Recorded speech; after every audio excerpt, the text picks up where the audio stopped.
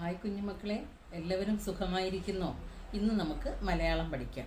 Unit 5 നന്നായി വളരാൻ, page number 98. കുഞ്ഞുമക്കളെ, പുസ്തകത്തിലേക്ക് നോക്കിക്കേ. വൈകുന്നേരമായി. പലഹാരങ്ങൾ വിറ്റ് ഗണേശൻ വീട്ടിലേക്ക് തിരിച്ചു. പച്ചക്കറിക്കടയിൽ നിന്ന് ഉള്ളി, ഉരുളക്കിഴങ്ങ്, പച്ചമുളക്, പിന്നെ കുറേ ഡാഷ് ഉണ്ടല്ലേ അവിടെ.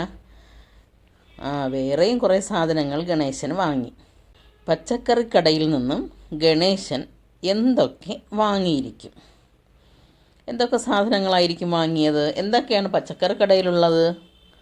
സവാള, മുരിങ്ങയ്ക്ക, തക്കാളി, വെണ്ടയ്ക്ക, വെള്ളരിക്ക, കത്തരിക്ക, വഴുതനങ്ങ, വാഴയ്ക്ക, അമരയ്ക്ക, ഇങ്ങനെ ഒരുപാട് സാധനങ്ങളുണ്ടല്ലേ, ഒരുപാട് പച്ചക്കറികളുണ്ട്. അപ്പോൾ ഇതിലുള്ള വേറെയും കുറേ പച്ചക്കറികൾ കൂടെ വാങ്ങിയാണ് ഗണേശൻ വീട്ടിലേക്ക് പോയത്.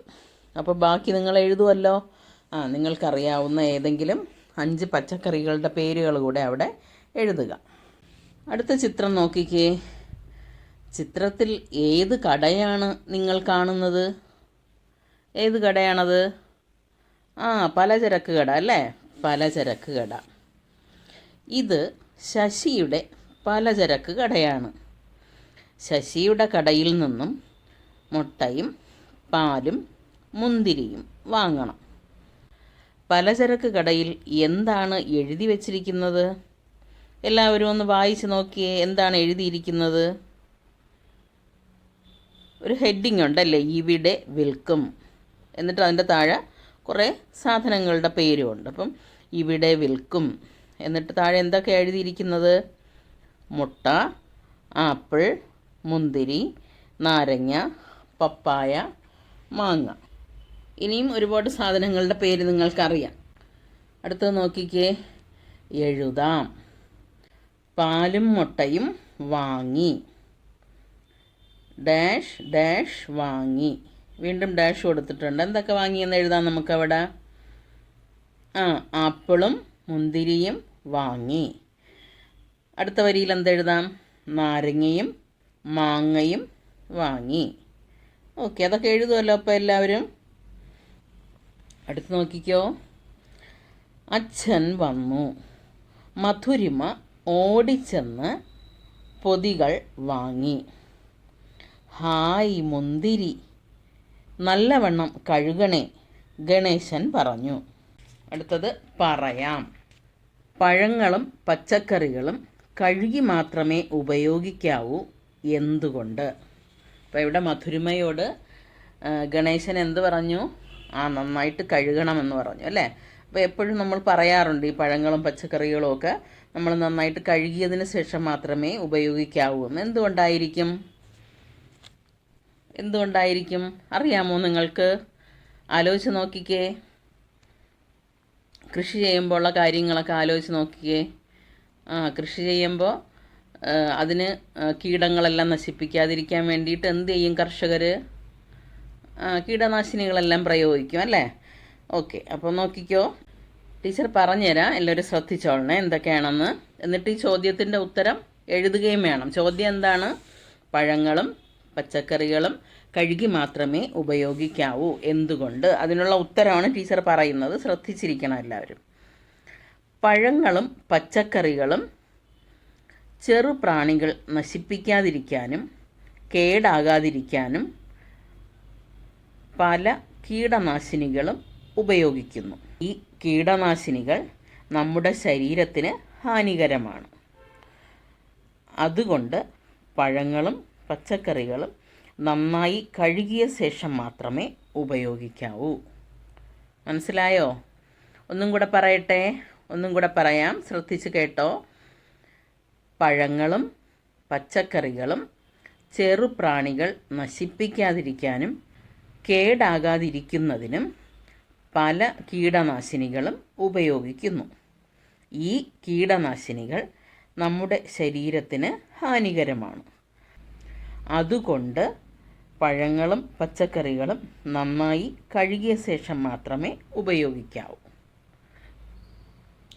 ഓക്കെ, ഇനി ആ ചോദ്യത്തിന് ഉത്തരം അപ്പോൾ എല്ലാവർക്കും എഴുതാമല്ലോ.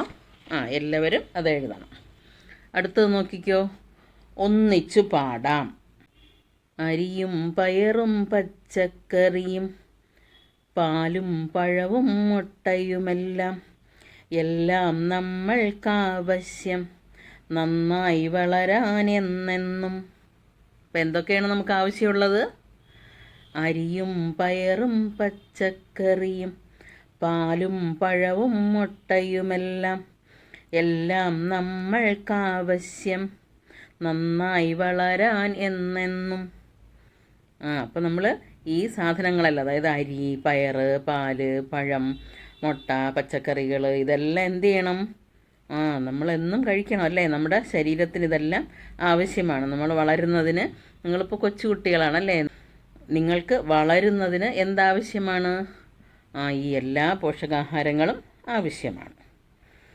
ഓക്കെ, അടുത്തത് നോക്കിക്കോ, എൻ്റെ ശീലങ്ങൾ. മുഖം വരച്ചു ചേർക്കാം. അവിടെ കുറേ ശീലങ്ങൾ തന്നിട്ടുണ്ട്, നിങ്ങൾ ചെയ്യുന്നതും ചെയ്യാത്തതുമായ. നിങ്ങൾ ചെയ്യുന്നതിനും ചെയ്യാത്തതിനും ഇവിടെ കാണിച്ചിരിക്കുന്ന പോലെ മുഖം വരച്ചു ചേർക്കാം. അപ്പം 2 രീതിയിലുള്ള മുഖങ്ങളാണ് അവിടെ തന്നിട്ടുള്ളത് അല്ലേ? അപ്പോൾ ചെയ്യുന്നതിന് ഏത് മുഖം വരയ്ക്കണമെന്നറിയാം, ചെയ്യാത്തതിന് ഏത് മുഖം വരയ്ക്കണമെന്നറിയാം. അപ്പോൾ ശീലങ്ങൾ താഴെ തന്നിട്ടുണ്ട്, ടീച്ചർ വായിക്കണത്. അവിടെ നിങ്ങൾ ചെയ്യുന്നതിന് എന്ത് മുഖം വരയ്ക്കും? സന്തോഷമുള്ള മുഖം വരയ്ക്കും അല്ലേ? ചെയ്യുന്നത്, നമ്മൾ ചെയ്യുന്ന കാര്യം. ഇനി ചെയ്യാത്തതിനോ? സങ്കടമുള്ള മുഖം. ഓക്കെ, അപ്പോൾ എല്ലാവരും അത് വരയ്ക്കുമല്ലോ. ശരി, ഒന്നാമത്തത് പറയാണ് ടീച്ചർ, നന്നായി ഉറങ്ങും. അതെല്ലാവരും ചെയ്യും അല്ലേ? നന്നായി ഉറങ്ങും. അതും ഒരു നല്ല ശീലമാണ്, നന്നായിട്ട് ഉറങ്ങുന്നത് അല്ലേ? ഓക്കെ, അപ്പോൾ അതിന് എന്ത് വരയ്ക്കും അവിടെ നിങ്ങൾ? സന്തോഷമുള്ള മുഖം. ഓക്കെ, ഇനി അടുത്തത്, രാവിലെ നേരത്തെ ഉണരും.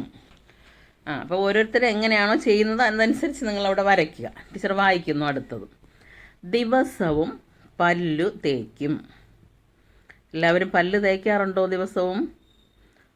എന്നും പല്ല് തേക്കണം, അതൊരു നല്ല ശീലമാണ് അല്ലേ? അല്ലെങ്കിൽ പല്ലെല്ലാം എന്ത് ചെയ്യും?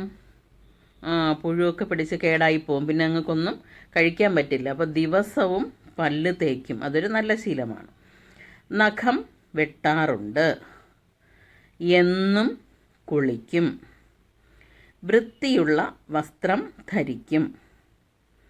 കക്കൂസിൽ പോയ ശേഷം സോപ്പിട്ട് കൈ കഴുകും.